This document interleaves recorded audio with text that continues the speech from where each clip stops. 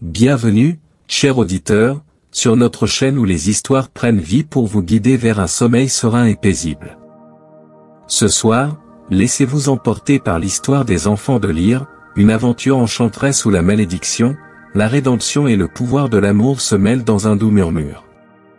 Fermez les yeux, détendez-vous et laissez vos pensées voguer sur les eaux calmes des lacs irlandais, tandis que vous écoutez cette légende de beauté et de lumière. Car parfois, le sommeil et les rêves peuvent être les plus beaux des voyages. L'Irlande, terre de mythes et de brumes, s'étendait sous un ciel d'émeraude et d'opale, où les collines verdoyantes s'enlaçaient avec des rivières argentées, chantant des légendes anciennes au vent. Au cœur de ces terres bénies régnait le roi Lyre, dont la grandeur et la sagesse étaient autant de trésors que l'or de ses coffres ou les vastes terres de son royaume. Connu et respecté pour son courage et son cœur généreux, Lyre gouvernait avec un esprit aussi vaste que l'horizon et un cœur battant au rythme de l'amour pour son peuple. Cependant, malgré sa prospérité et son pouvoir, il était hanté par une ombre insondable. Cette ombre, c'était la perte de son épouse bien-aimée, une femme dont le souvenir restait gravé dans son âme, plus éclatant encore que le plus pur des diamants. Le roi la chérissait comme un trésor inestimable, et lorsque la mort l'emporta, elle laissa un vide que ni l'or ni la gloire ne pouvaient combler. Chaque aube et chaque crépuscule devenaient des rappels de cette absence, des blessures invisibles qui l'avaient lentement dépouillé de toute joie. Toutefois, Lyre n'était pas seul.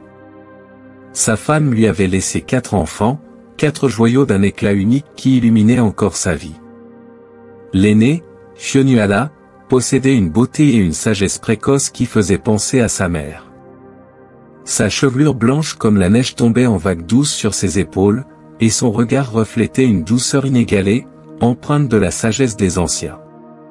Ses 3 frères, Aod, Fiachra, et le plus jeune, Con, étaient tout aussi extraordinaires.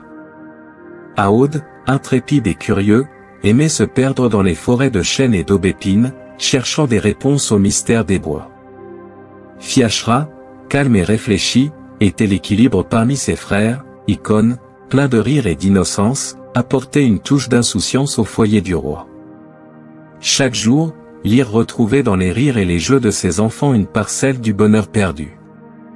Ils étaient le foyer de son âme, et bien que leur amour l'emplît de gratitude, une solitude étrange le hantait, comme une ombre inévitable qu'il ne pouvait dissiper. Le roi commença à ressentir un vide, une sensation de fragilité qu'il n'avait jamais éprouvée auparavant. Alors, un jour, sur les conseils de ses conseillers et des sages de son royaume, Lyre prit la décision de se remarier, non par ambition ou par soif de pouvoir, mais dans l'espoir sincère de trouver une compagne qui pourrait panser les blessures de son cœur. Il rencontra ainsi Éphée, une femme d'une beauté rare et envoûtante, aux cheveux d'ébène et au regard perçant. Elle possédait un charme mystérieux et une grâce naturelle qui semblaient ensorceler tous ceux qui la regardaient.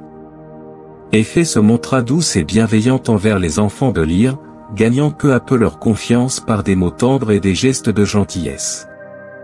Elle semblait parfaite, et les premières lunes de leur union apportèrent une paix inattendue à Lyre. Il retrouvait en elle des éclats de cette joie passée, et son sourire, autrefois rare et éteint, reparut sur ses lèvres. Le roi aimait croire que le destin lui avait accordé une seconde chance de bonheur, et il se persuada qu'Éphée pourrait combler le vide qui hantait encore ses nuits. Cependant, dans les profondeurs de ses yeux sombres, certains percevaient une lueur étrange, un éclat furtif qui s'effaçait trop vite pour être saisi. Les sages du royaume, bien que silencieux, se méfiaient de cette nouvelle reine venue des terres lointaines. Ils pressentaient que sous ses sourires et ses promesses, Éphée cachait des secrets, une ombre profonde et mystérieuse, mais personne n'osa jamais avertir Lyre. Car l'amour, même blessé, et parfois aveugle, et Lyre, dans son espoir de renouveau, ignorait les murmures discrets qui l'entouraient. Ainsi, le royaume connut des jours paisibles, baignés dans une illusion de bonheur retrouvé. Les enfants de Lyre continuaient de grandir sous la lumière du château, innocents du drame qui se tissait lentement autour d'eux. Tandis que le souverain retrouvait des parcelles de paix, Éphée, dans le secret de ses nuits, nourrissait une jalousie naissante, dissimulée sous un masque de grâce. Sans le savoir, le roi avait ouvert la porte d'une histoire qui allait briser le silence des lacs irlandais, une tragédie qui serait contée à travers les siècles, marquée par la trahison, le sortilège et l'espoir lointain de la délivrance. L'aube était encore timide lorsqu'Effet se glissa dans la grande salle, ses pas glissant sur les pierres froides et polies du château.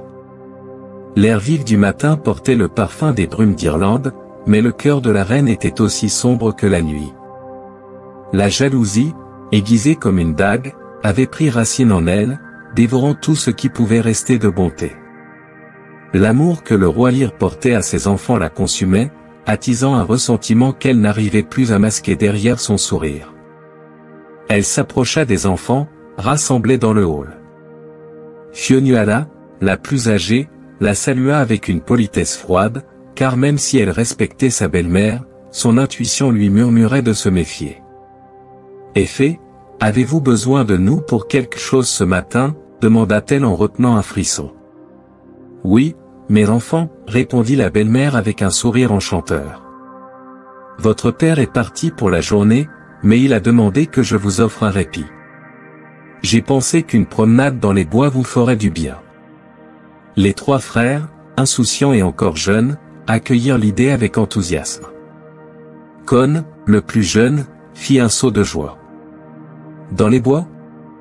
Allons-y » cria-t-il avec une innocence qui brisait le cœur de sa sœur.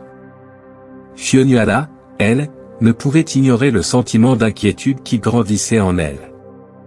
Pourtant, pour ne pas inquiéter ses frères et ne souhaitant pas désobéir à Effet, elle la suivit avec précaution. Les arbres s'épaississaient à mesure qu'ils pénétraient dans la forêt. La lumière s'éteignait peu à peu, les feuilles filtrant les rayons du soleil en d'étranges formes mouvantes. Après une heure de marche, elle s'arrêta brusquement dans une petite clairière entourée d'arbres noueux et denses. « Pourquoi nous arrêtons-nous ici, belle-mère » demanda Fionnuala, sentant une tension oppressante. « Ici, mes enfants, c'est ici que vous resterez, » murmura Effet, sa voix douce mais empreinte d'un venin caché. Les enfants reculèrent, leurs regards se tournant les uns vers les autres, remplis d'incompréhension et de peur. « Que voulez-vous dire ?» bégaya Aude, sa voix trahissant une pointe de terreur. Un sourire glacial étira les lèvres d'Effet, et un éclat sombre traversa ses yeux. « Vous me détournez votre père, vous attirez son amour comme des aimants, et moi ? Qu'ai-je reçu depuis mon arrivée ici ? De la distance, des doutes. Assez. » Sa voix monta, emplie de haine. Elle leva les bras, et de ses mains jaillirent des étincelles étouffées d'une magie ancienne.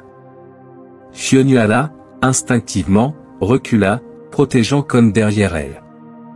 Effet, arrêtez. « Que faites-vous » s'écria-t-elle, sa voix brisée par la peur. « Oh, vous comprendrez bientôt » murmura-t-elle, son visage durci par la rage. « Vous ne reviendrez jamais au château, mes chers enfants. » D'un geste violent de ses mains, elle projeta un sort puissant. Un vent tourbillonnant s'éleva, et la terre vibra sous leurs pieds. Les quatre enfants furent enveloppés d'une lumière argentée, un froid glacial les saisissant alors que leur corps se métamorphosait. Ils ressentirent une étrange déchirure, un étirement douloureux de leur forme humaine, tandis que leurs bras devenaient des ailes, leur voix humaine se transformant en des cris rauques.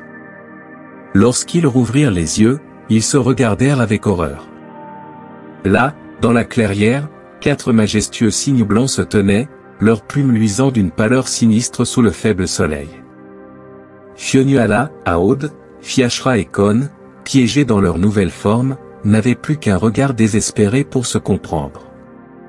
Fionnuala, luttant pour contrôler la panique qui montait en elle, se tourna vers Effet, sa voix désormais un cri de cygne désespéré. « Pourquoi » tenta-t-elle de hurler, mais aucun mot humain ne sortit. Le regard dur de la marâtre n'en devint que plus cruel. « Ah, pauvres petits oiseaux !» se moqua-t-elle, ricanant. « Vous ne pouvez plus parler, n'est-ce pas ? Votre père ne vous entendra plus, ne vous verra plus. Vous errez ici pendant 900 ans, et chaque jour sera une agonie. » Puis elle baissa la voix, comme pour leur confier un dernier secret, une ultime trahison. Si jamais un homme de foi vous trouve et lève cette malédiction, ce jour-là seulement, vous retrouverez peut-être votre forme humaine. Mais je doute que vous en ayez jamais l'occasion. Avec une dernière lueur de satisfaction dans ses yeux, Éphée se retourna et disparut entre les arbres, les laissant à leur sort, seuls et désespérés. Piégés dans leur corps de cygne, les enfants de Lyre se rapprochèrent, tentant de trouver un réconfort dans la chaleur de leur proximité. Fionnuala étendit son aile autour de ses frères. « Nous nous en sortirons, tenta-t-elle de leur murmurer dans un langage qui n'était plus le leur. Je ne sais pas comment, mais nous y parviendrons. » Aod hocha doucement sa tête, plongeant son bec dans l'eau de la rivière pour masquer ses larmes. Ainsi commença leur long périple, marqué par une malédiction et une promesse secrète, celle de survivre, de ne jamais oublier qui ils étaient, et de se battre contre le destin impitoyable qu'Éphée leur avait imposé. Les salles du château, autrefois emplies des rires des enfants, résonnaient désormais du silence lourd de l'absence. Les domestiques baissaient la voix en présence de leur roi, et les couloirs s'assombrissaient d'une atmosphère d'inquiétude et de chagrin. Les jours avaient passé sans nouvelles de Fionnuala, Aod, Fiachra et Con, et chaque heure qui s'écoulait semblait peser davantage sur le cœur du roi. Un soir, dans la salle du trône, Lyre convoqua ses conseillers, des hommes âgés au visage grave, ainsi qu'un druide, un homme mystérieux vêtu de peaux d'animaux et portant un bâton gravé de runes anciennes. Le druide s'avança, baissant humblement la tête devant le roi. « Druide, demanda Lyre d'une voix empreinte d'une douleur contenue, que disent les vents et les esprits? Où sont mes enfants? Ont-ils été enlevés? Sont-ils en danger ?» Sa voix se brisa légèrement sur ces derniers mots. Le druide leva les yeux, les fixant sur le roi avec compassion. « Mon roi, répondit-il avec lenteur, je ressens une présence, comme un cri d'âme qui cherche à atteindre un être cher. Ce sont vos enfants, j'en suis certain. Mais, leur forme, leur essence a été altérée. Une magie puissante les enveloppe, une force qui les lie à la nature elle-même. Comment cela peut-il être? Qui aurait osé leur faire cela? S'exclama Lyre, le regard brûlant de colère et d'incompréhension. Je ne trouverai pas de paix tant que je ne les aurai pas retrouvés. Le druide posa une main tremblante sur l'épaule de Souverain. Je ne peux pas encore dire qui est responsable, mais je vous conseille de chercher là où l'eau et le vent se rejoignent. Peut-être que les esprits de la nature auront des réponses pour vous. Ainsi débuta la quête désespérée de Lyre. Avec un groupe de fidèles serviteurs, il traversa forêts et montagnes, suivant les rivières et longeant les lacs, questionnant les habitants et les créatures mystiques sur son chemin. Mais nulle trace de ses enfants ne se montrait, seulement des murmures et des légendes qui lui laissaient entrevoir une sombre magie. Pendant ce temps, sur le lac de Deravarag, les 4 cygnes blancs, Fionnuala, Aod, Fiachra et Con, glissaient tristement sur l'eau. Leurs majestueuses ailes blanches étincelaient sous la lumière du crépuscule, et leurs reflets tremblaient sur l'eau paisible. « Père doit nous chercher, murmura Fionnuala, regardant le ciel de ses yeux perçants mais empreints de mélancolie. Il ne renoncera pas tant qu'il n'aura pas découvert notre sort. » Con, le plus jeune, émit un doux cri de cygne, un son plein de chagrin. « Nous ne le reverrons jamais sous cette forme, dit-il d'une voix rauque et tremblante. Il ne sait même pas que nous sommes ici, piégés. » Aod s'approcha de Con, posant son aile autour de lui pour le réconforter.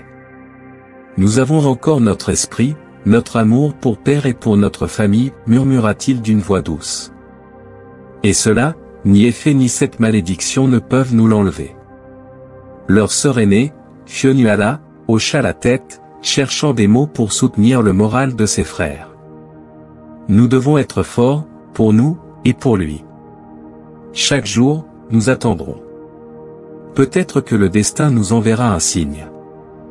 Peut-être que la magie peut être défaite par un cœur pur. » Leurs plumes frémissaient sous la brise fraîche du soir, et bien qu'ils fussent piégés dans des corps d'oiseaux, leurs esprits demeuraient liés, puisant force et courage les uns dans les autres.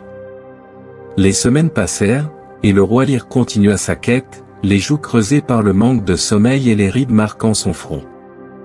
Lorsqu'il atteignit les bords du lac d'Eravarag, le paysage calme et silencieux le frappa. Le druide lui avait conseillé de chercher là où l'eau et le vent se mêlaient, et ici, les brumes dansaient sur la surface du lac d'une manière étrange et envoûtante. Soudain, le roi entendit un chant, doux et plaintif, résonnant à travers les rives.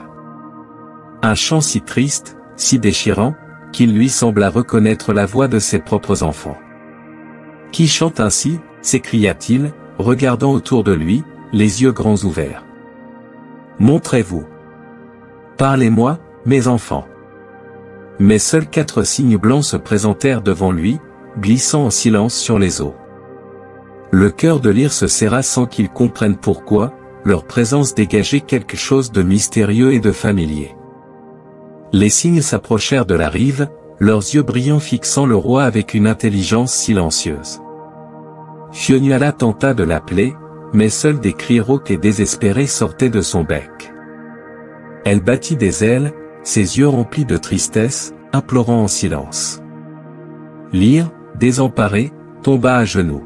« Mes enfants, si seulement vous pouviez me dire où vous êtes. » murmura-t-il, ses mains tremblantes plongeant dans l'eau froide. « Si quelque esprit pouvait me montrer ce qui est arrivé. » Les 4 cygnes s'éloignèrent lentement, et Lyre, le cœur brisé, sentit la douleur de leur absence comme une ombre qui le suivrait à jamais. Les années s'étiraient, et le royaume de Lyre, autrefois prospère, portait désormais la marque d'une mélancolie silencieuse. Les habitants, voyant leur roi affligé par un chagrin inexplicable, se mirent à murmurer des histoires étranges. Des rumeurs prenaient forme, se mélangeant aux contes anciens et nourrissant les croyances populaires, une famille royale perdue, condamnée à errer pour l'éternité, et des cygnes majestueux hantant les lacs d'Irlande. Dans les tavernes et près des feux de camp, les voyageurs partageaient des récits de ces 4 cygnes immaculés qui glissaient silencieusement sur l'eau, leurs yeux remplis de tristesse, semblant chercher quelque chose ou quelqu'un. Un soir, dans la grande salle du château, Lyre, à présent vieillissant, écoutait d'une oreille distraite un barde racontant la légende des cygnes.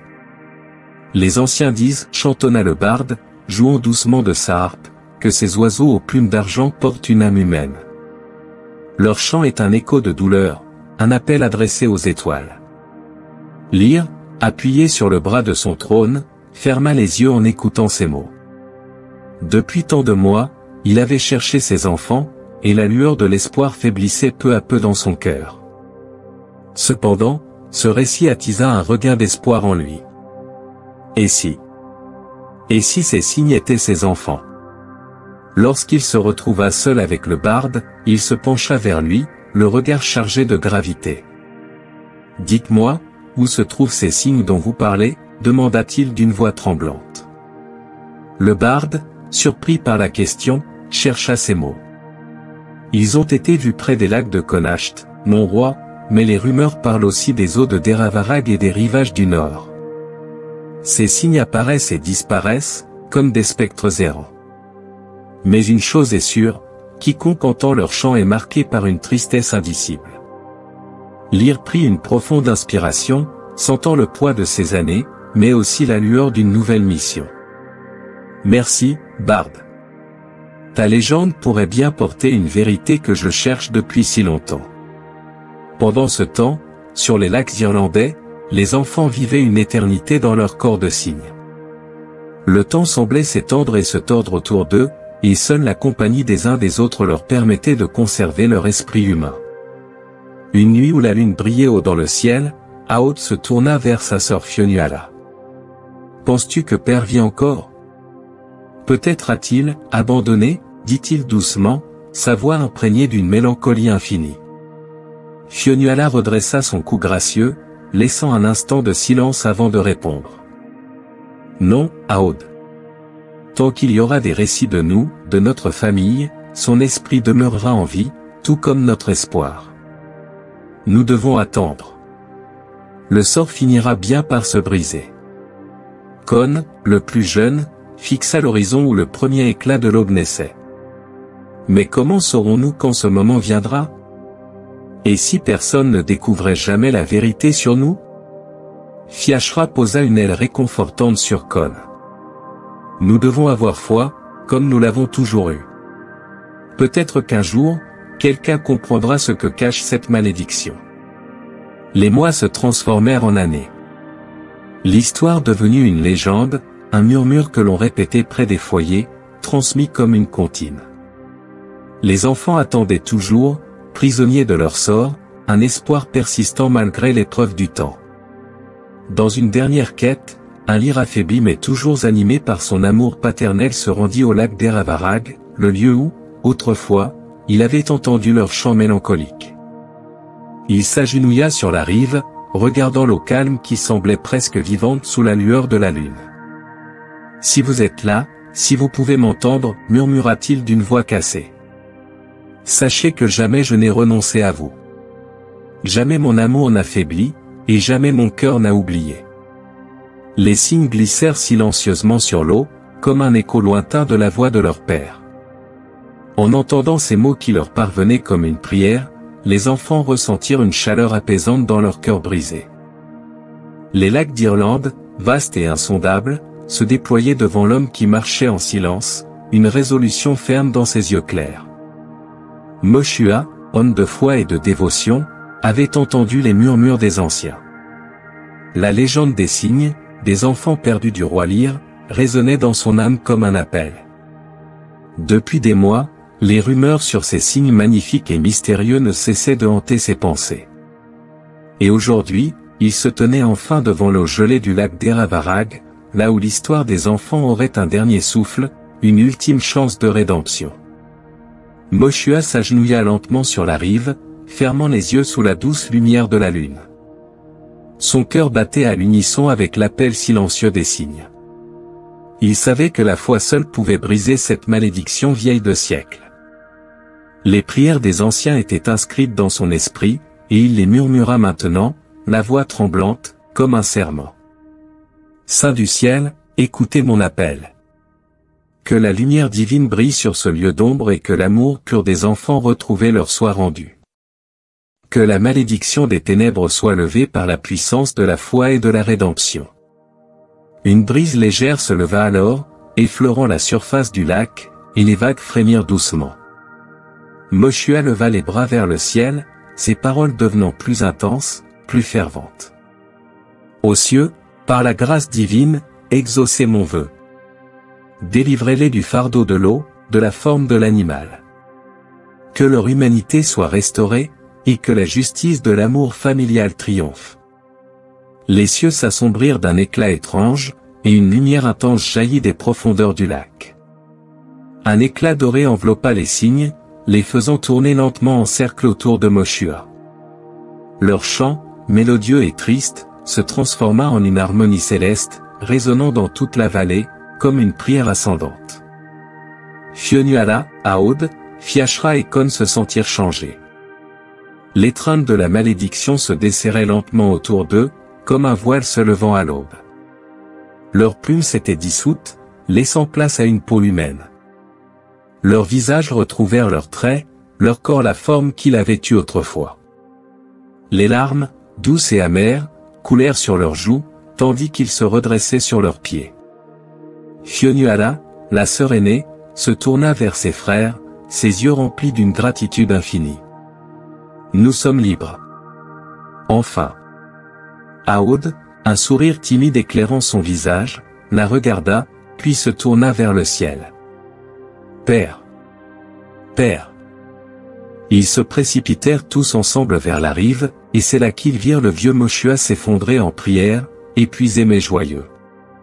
La lumière céleste s'éteignit lentement, laissant place à l'obscurité paisible de la nuit. Les enfants se précipitèrent vers lui, leurs bras ouverts, comme un ultime hommage à celui qui les avait délivrés.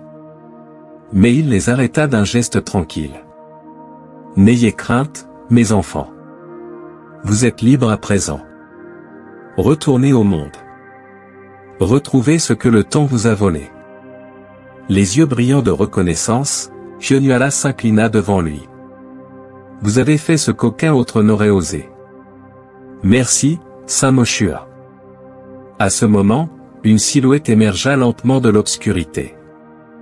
Le vieux roi Lear, les cheveux blancs, le visage marqué par la douleur des années, se tenait là, presque paralysé par l'émotion.